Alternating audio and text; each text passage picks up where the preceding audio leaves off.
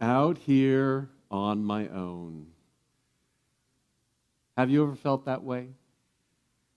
Have you ever felt that at one point or another in your life that you were alone?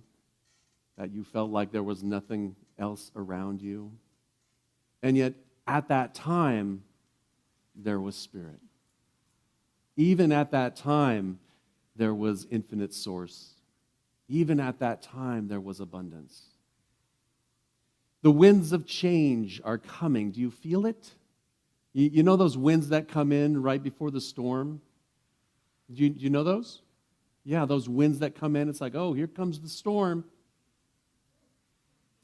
Not today. It's another beautiful day in paradise here in the Bay Area, which is exactly what I ordered because we're going up north to San Francisco, the city, to see for my daughter's 13th birthday. You can give her a big hand. Thank you very much. She won't hear it, but I'm sure she feels it wherever she is right now. Yeah. She wants to go to Japantown. And because she loves that culture, she's taking Japanese in 7th grade and plans to continue with that throughout high school. So that's kind of exciting. And she wants that experience. So we're heading out there this afternoon.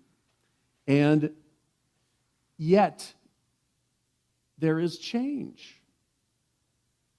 13 is that age when you shift from those, really pleasant songs that your parents like to songs that your parent used to like when he was her age. And all of a sudden, she's making that shift. It's like, all right, we're into MCA now. If you don't know who that is, then don't worry about it. MCR, sorry. And for me, it's like, oh yeah, I remember that in the 2000s. I was jamming to that. That's cool. It's all good. But there's change. It's like, we're looking at her. I've got my phone, pictures pop up, and here's a picture of her from 4 years ago. This little girl with crooked teeth and giant smile, after a dance. And now she's on the ballet company and practicing point. Change. And it happens so quickly. And yet here we are in our lives trying to resist change. Have you noticed that? When you grow up, it's like everything's about change. Here's how you do 2 + 2, right? And then afterwards, it's like, no, it's the same. Don't worry about it. It's always going to be 5. Change never, right? It's like we're taught to change and change and change, and then all of a sudden it's like, nope, everything's got to be exactly the same. We try to create things that are exactly the same. We try to build things that will withstand the challenges of time, like the Great Pyramids. Isn't that a wonderful thing? They're still standing. But did you know they've changed?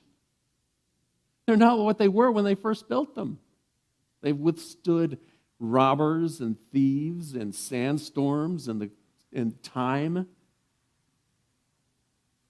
And yet they're still there. And we think of them as, oh, they'll never change. Yet every day they're changing. I don't know, this picture up here, the picture for the service, it's the idea of the willow tree. Have you ever heard of that willow tree? You be as flexible as the willow tree. That's how we need to be in change. Because the willow tree can bend and move in these great storms and not break. So it's a great metaphor for us. Be like that willow tree. Now, I don't know about you, but whenever I hear the word willow tree, the first thing I think about is Harry Potter and the Whomping Willow. Anybody else think of that? Is that just me? Okay, 5 of us. Great. 3 of us. I'm sure there's some at home. The Whomping Willow. Well, if you haven't seen Harry Potter, the gist of it is this willow tree, don't go near it because it will whomp you. It's got, because it's rooted in it, it's got some angry vibes in it, I guess. The Whomping Willow is just mad at the world. I wouldn't want to be a sparrow flying next to the Whomping Willow tree. It's not a good thing. Birds don't nest in it, let me just say that. Because that willow tree is a great metaphor for us when we are rooted in our anger, when we're rooted in our unforgiveness. So the real question is here, be as flexible as the willow tree, but be resilient. So where are your roots? What are you grounded in? Are you grounded in your belief system, in your unhappiness, in your wishing that this whole thing was over, whatever that whole thing is? Wishing that we can, go do our thing without any masks or without any restrictions, or just, wishing that life would change or life would go back to normal. Have you ever heard that phrase? Oh, it's the new normal? God, I hate that word. Sorry. Hate's a strong, I was grounded in my anger there. I was whomping. Because everything changes. Life is a continual process of change. It's a continual flow. Everything always is changing. We don't really notice it until, we haven't seen that grandchild in a few years, and all of a sudden they went from here to here. Right? We don't notice it until we see the pictures of people when they were younger, and now they're older. You don't really notice it until you find that first gray hair, and then you're like, oh my God, life has changed. I can't believe it. Bink. Back to the new normal. The Buddha was quoted as saying, freedom and happiness are found in the flexibility and ease with which we move through change. So if all of life is flowing and changing and moving all the time, can we be a part of that? Can we recognize that and be one with that? Knowing that flow, it's like that energy that flows through us, that infinite power of life, love, and wisdom, that idea of divine love, that energy, that harmonizing energy that flows. And we have peace and peace of mind when we flow with it instead of trying to react against it. That ever-flowing process of life, can we just relax into it and allow it to flow, allow it to take us where it's going to take us, and have the flexibility to be okay with what comes up. To say, okay, here's what came up. Can we have the flexibility when things start getting a little rough? Like all of a sudden that contractor that was assigned to work, that was working with us on this giant company product launch, all of a sudden isn't there. Now what do we do? Can we have the flexibility to say, okay, there's no platform assistant here. I have to relearn how to be a platform leader. I know, don't you feel bad for me? Can we have the flexibility, that what are the things do we need flexibility for? Anybody shout it out. When something happens, what kind of things are happening out there in the world? COVID. Can we have the flexibility to know that, what? This is okay. It's a little stylish. This one, fogs up my glasses, but I lost those, so I don't even. Can we be flexible about losing our glasses? It just is. I've looked all over except for where they are. They've moved into the realm of the invisible. They will reaffirm. I will manifest them when I get home. I'm sure of it. Attract myself to them. Just be in the flow and flexible for what comes up, like the willow tree. So when that storm comes, we're able to bend and flow and move without losing all of our leaves, all of our hair, right? Without pulling our hair out. And to be flexible like that, you must be grounded and rooted in fertile soil. So what are you rooted in? Right? What are those thoughts and attitudes that you have that you're rooted in? Because that's where your grounding is. And if you're grounded and rooted in this idea of lack and limitation and what's not happening, in the fact that I have to wear a mask, and the fact that that COVID is still here, if I'm so rooted in the fact that now what I've got a giant list of things that now I have to do at work because that consultant's gone. I have to do all the work now. What do I do now? Am I rooted in that fear, that frustration, that anger? What are you rooted in? Because those thoughts and those beliefs are how you're going to react, and whether you're going to be resilient and bounce back. Will be based on that core belief that you have, those core values that you put yourself in. And sometimes those values are getting it my way. Sometimes those values are, having coffee cake every morning. I don't know, whatever it is, having that delicious treat. Sometimes my value is I'm just going to sit around and watch Harry Potter all day long. Now, there's nothing wrong with any of those. But if you make that the core of your being, that that's all there is, then there won't be much foundation. I love the idea of building a house. Anybody here build a house? You and me, Peggy, you and I. I built a house. Well, my family built a house.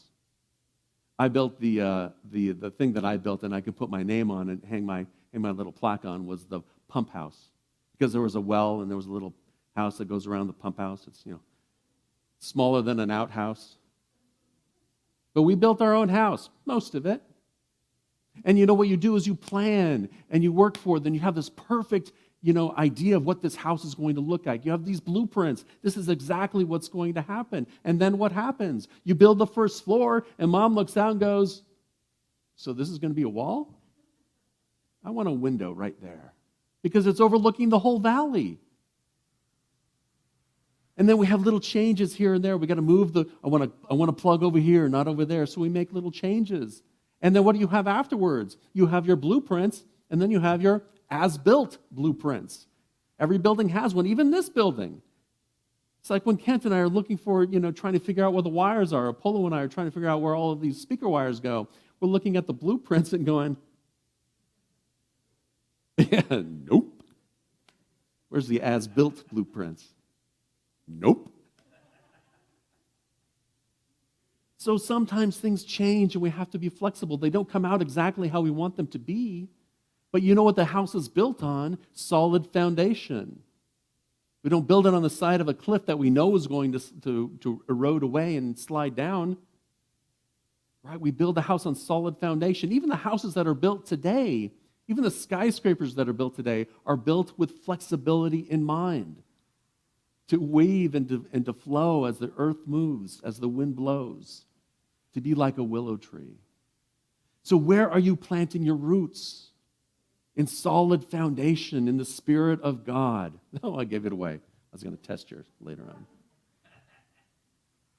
To root yourself in whatever you want to call it. I like to call it your spiritual values, because that really brings it home, right? What values do you have that you hold that are of good report? Right? What values do you hold that really lift you up and lift up others around you? Maybe it's a value like authenticity, of being authentic with myself, first and foremost, and then being myself with someone else. Maybe it's the value of accepting someone else as who they are. Maybe it's the value of being humble. Being, just like humble in the eyes of this, in the experience of this grand thing called earth. In the experience of nature as we go walking out. As you go out, just look at the flowers, listen to the fountain, see nature all around you, see the wonder of God, and can you be humble in that, knowing that you're part of that? You're a part of it.